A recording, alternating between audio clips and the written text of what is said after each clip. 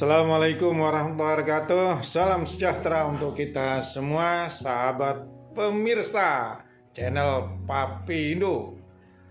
Jumpa lagi dengan channel kesayangan Anda. Kali ini kita akan menyampaikan sebuah materi tentang tolok ukur penilaian dan tingkat kewenangan APE, API, APEI.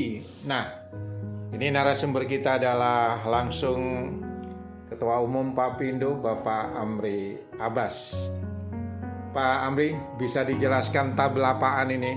Saya melihatnya juga agak pusing. Tapi ini adalah sebuah ilmu pemirsa. Saya pikir ini luar biasa menurut saya. Karena ada hal-hal yang mungkin tidak terpikirkan oleh pelaku ekspor maupun impor. Dan ini ada satu tabel yang bicara tentang tolok ukur.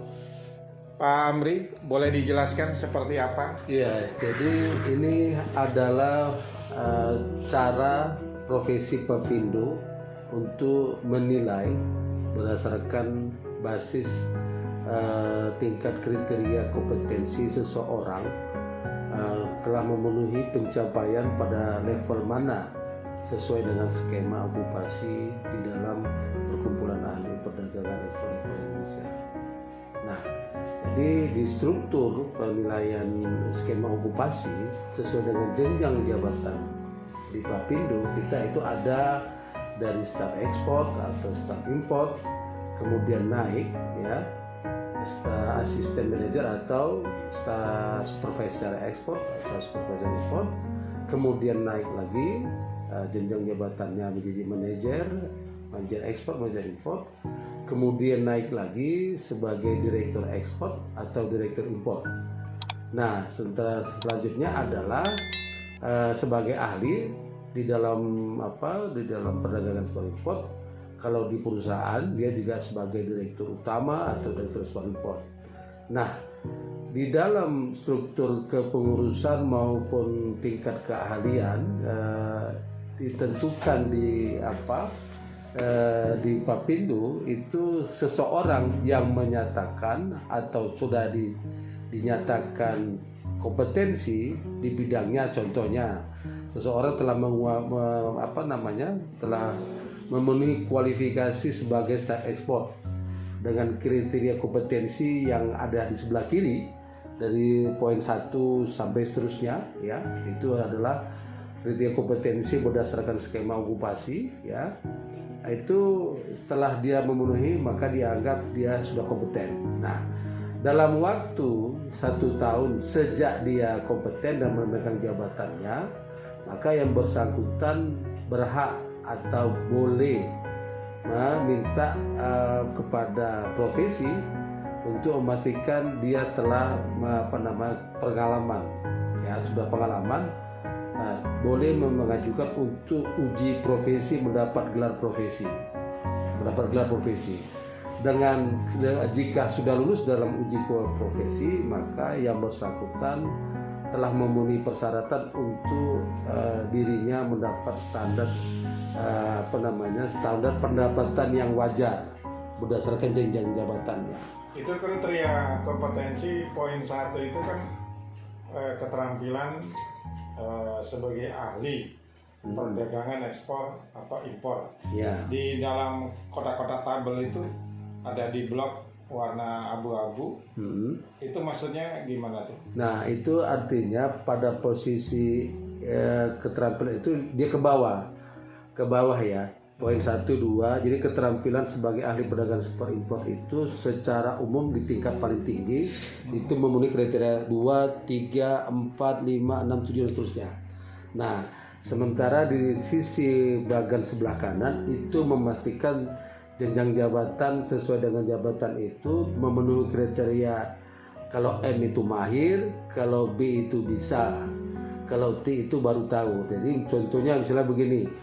Nah, kalau staf ekspor atau staf import, dia untuk keterampilan di kriteria kompetensi untuk poin ke 2, ke 3 itu belum masuk. karena dia belum belum masuk ke unit kompetensi itu, belum sampai ke sana. Tapi dia masuk ke poin keempat, telah mempelajari pengetahuan tentang fasilitas fiskal, kepabeanan dan terkait atau produk-produk yang ditangani atau ditanggupi oleh yang bersangkutan. Nah, tingkat itu pun basisnya baru sekedar tahu. M itu mengetahui. Mahir. Mahir. D, Ya. M itu mahir, D itu bisa, artinya mahir mengelola persoalan di dalam pekerjaannya. Nah, kalau B itu bisa melaksanakan. Sedangkan T itu baru tahu. Tahu maksudnya apa, pengetahuannya apa, tapi belum tentu bisa melaksanakan. Iya, tahu berarti pada posisi di tabel itu dia posisinya sebagai staf ya, dia baru tahu kan. Ya, baru tahu. Nah, sementara yang poin 2, poin 3 di kriteria kompetensi dia belum sama sekali tahu. Nah, konon lagi standar di poin 2, 3 itu untuk sertifikat untuk staf ekspor itu tingkatnya bukan lagi tahu tapi bisa. Bisa ya. Nah, jadi kalau nanti dalam uji kompetensi ternyata pada poin 2 dan poin 3 seorang staf ekspor atau staf impor yang diujikan ternyata levelnya baru tahu, berarti belum memiliki kualifikasi. Tapi kalau dia bisa mengelola dalam bentuk praktek, jadi bisa itu bentuknya praktek. Nah ya, jadi nanti diuji praktek ternyata dia bisa, itu clear, memenuhi persyaratan. Nah, artinya kalau dia levelnya bisa berarti pengetahuannya tahu, kan begitu ya. Nah, tapi kalau dia tahu tapi untuk melakukan praktek nggak bisa, itu berarti kualifikasi masih lebih rendah. Nah, sementara kalau dia kualifikasinya mahir, artinya dengan berbagai macam problema permasalahan di kriteria kompetensi itu terjadi perubahan-perubahan, dia tahu, dia bisa atau dia mahir melaksanakan perubahan-perubahan itu sesuai dengan penyelesaiannya. Berarti kriteria yang paling rendah itu adalah Tahu. Iya. Baru habis itu bisa melaksanakan. baru habis itu mahir. Wah, itu pantesan pada posisi direktur gitu ya. Iya, harus dia mahir semua. Mahir semua. Iya. Bukan hanya sekedar bisa, apalagi tahu kan. Iya. Oke, lanjut Pak. Nah, jadi kita lihat di sini contoh ya. Sebagai staf ekspor, standar untuk kriteria kompetensi, contoh poin 2, pengetahuan tentang produk dan kebijakan tentang ekspor atau impor produk barang beserta regulasinya, dia harus bisa melaksanakan tentang produk itu. Contoh, misalnya staf ekspor, perusahaannya mengekspor buah mangga, itu ya, buah mangga. Jadi sang staf ekspor atau staf impor dia mengetahui tentang produk mangga terkait dengan kebijakan produk mangga, ya, kebijakan ekspor atau impor, dan bagaimana pengetahuan produk mangga itu dipaham.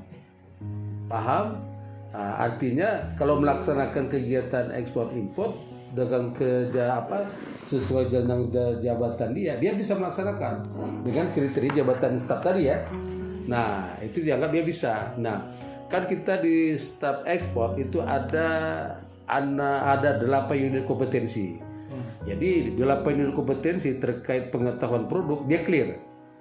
Dia bisa melaksanakan. Itu standar tolok ukurnya.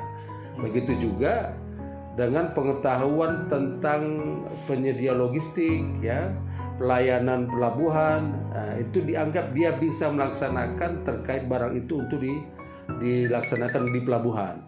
Ya, terkait dengan tracking itu dianggap bisa sesuai dengan tupoksi jabatan staf ekspor. Itu Pak. Jadi tidak hanya sekedar tahu tapi bisa.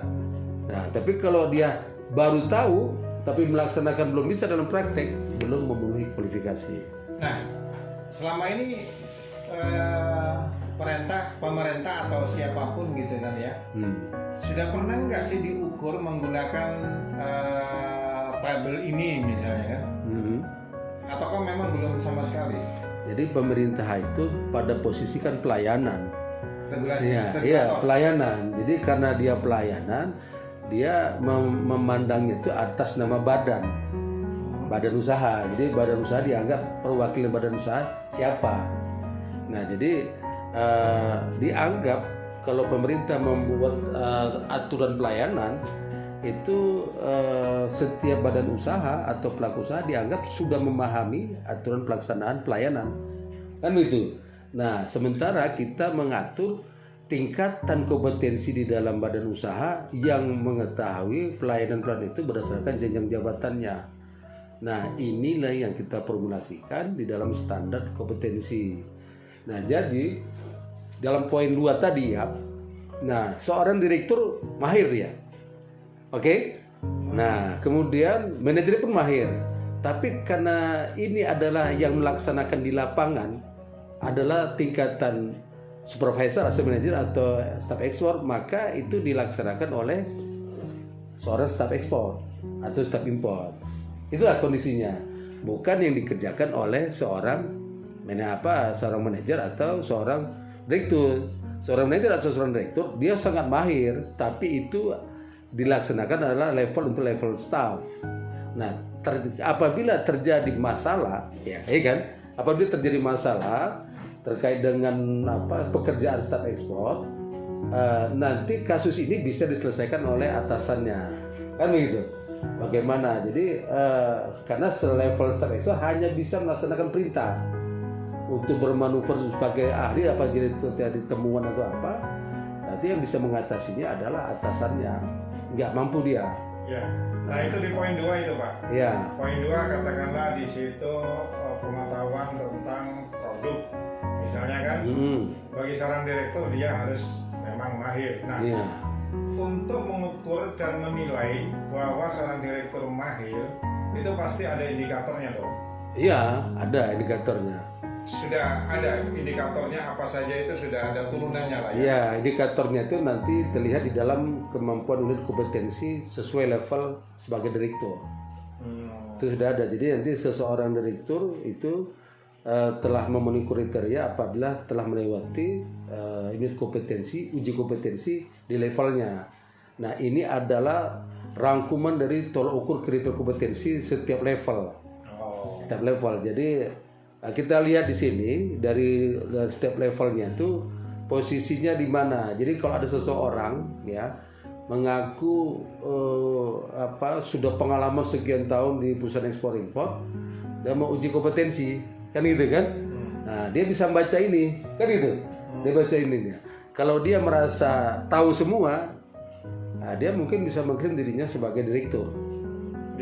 Kan itu kan? Tapi kalau dia belum tahu, dia akan posisikan posisinya di mana. Kriteria kompetensi sampai poin berapa itu? Ada di turun lagi. Terus ya? lebih lagi terus. Banyak.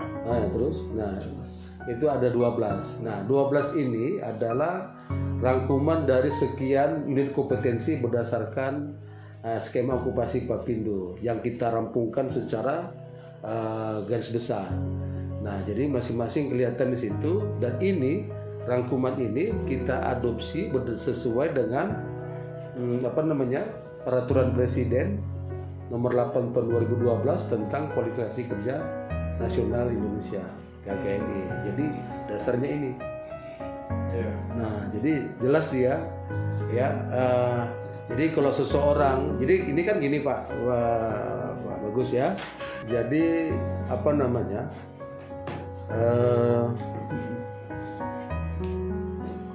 terkait dengan tolak ukur kriteria tadi ini, kalau disesuaikan dengan kualifikasi ya, kualifikasi KKNI ya kan, level 7 itu Pak, itu pengetahuan terintegrasi dengan seluruh disiplin kemampuannya berdasarkan monodisipliner, kan gitu ya. Nah, sedangkan untuk tingkat level 8 atau di tingkat atasnya lagi ya, itu multidisipliner. Jadi banyak disiplin yang harus ketahui terkait kemampuan dirinya terhadap produk. Nah, yang paling tinggi itu adalah transdisipliner. Jadi semua disiplin ilmu yang terkait dengan itu, baik dari humaniora, eksak maupun sosial, termasuk ada unsur politik, dia sangat mengetahui.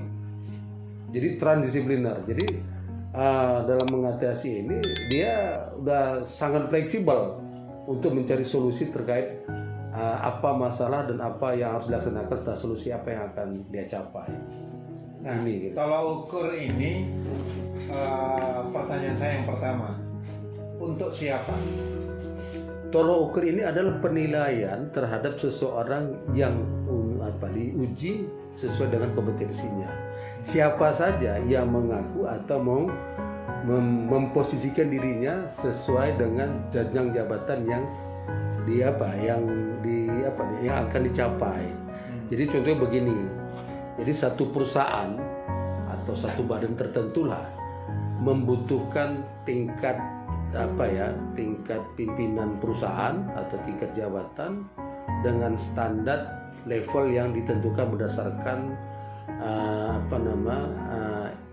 International Standard Corporate Occupation (ISCO), ya, atau kalau kita di Indonesia itu kualifikasi lapangan kerja Indonesia ya, kualifikasi baku lapangan KBLI ya, kualifikasi baku lapangan kerja Indonesia KBLI. Nah di situ kelihatan bahwasanya kita butuh seorang manajer, ya gitu kan? Nah, kualifikasinya ini berdasarkan stand okupasi bidang ekspor impor. Dia mengetahui ini. Nah, jadi kalau seseorang sudah masuk ke level ini, maka standar yang menurut Papindo adalah telah memenuhi ini dan nanti dipergunakan oleh stakeholder yang membutuhkan ini telah memenuhi syarat dan itu bisa diterima. Tapi dengan catatan pada saat kompetensi memenuhi syarat. Nah, kalau seseorang sudah mendapat gelar profesi, dia sudah teruji. Kalau dia sudah teruji dengan pengalaman portofolionya, maka yang bersangkutan berhak mendapatkan standar gaji yang sesuai. Nah jadi kenyataannya gimana tuh? Pelaku atau perusahaan ekspor impor misalnya, dia sudah mengukur karyawannya atau stafnya yang menjadi bagian daripada perusahaan itu dengan cara tolak ukur ini enggak? Ya, sebagian ada memakai ini, ya sebagian tidak. Itu kan tergantung kepentingan badan usaha. Karena kalau pakai standar kita, ini standar internasional, yang artinya baku gajinya itu adalah standar internasional. Nah, sementara di kita ini kan sebagian mengacu ya, sebagian lagi tidak berdasarkan kemampuan keuangan perusahaan, ya. Nah, itu tergantung pada bagaimana kesepakatan kerja antara profesional dengan manajemen pemilik perusahaan. Jadi kalau dalam wawancara penerima tenaga kerja itu kan akan ada. Kalau dia memposisikan diri ini, pertanyaan satu, wewenang apa yang diberi? Kan gitu kan, wewenang apa diberi? Jabatan dikasih tapi wewenang nggak ada. Sama saja, jadi sama nggak bisa. Nah, saat ini di Indonesia banyak kita temukan, bukan sebagian, banyak kita temukan seorang direktur profesional ya belum tentu dikasih mandat atau jabatan wewenangnya sesuai dengan jabatannya. Bahkan beberapa wewenang itu masih ditangani seorang komisaris atau pemilik perusahaan. Ya. Katakanlah misalnya saya sebagai seorang direktur di perusahaan ekspor impor misalnya, saya mengajukan uji kompetensi dengan menggunakan tolak ukur ini. Yeah. Dan di situ katakanlah akreditasi kepada diri gitu kan, kemampuan saya sendiri misalnya, maka ketika dapat label dari Papindo dia memang adalah seorang direktur di bidang ekspor impor misalnya, berarti kata kasarnya dia bisa minta kesetaraan gaji sesuai dengan kemampuannya itu. Kalau telah memenuhi kualifikasi itu. Arti memenuhi kualifikasi itu, beliau sudah kompeten, kemudian telah teruji minimal setahun menangani perusahaan. Emang ada standarnya itu, direktur segini? Ada, kita mengacu standar kelayakan yang biasa dipakai di perusahaan-perusahaan internasional. Kita mengacu itu, bukan kita buat sendiri. Kita mengacu berdasarkan standar perusahaan-perusahaan yang berlaku internasional. Ya diambil random rata-rata lah. Iya. Random rata-rata. Oke. Terima kasih nih Pak. Seru sekali ini 20 menit lebih kita berbincang-bincang berkaitan ini. Baik pemirsa, terima kasih. Assalamualaikum warahmatullahi wabarakatuh. Tonton terus channel Papindo. Jangan lupa subscribe, like, comment, and share.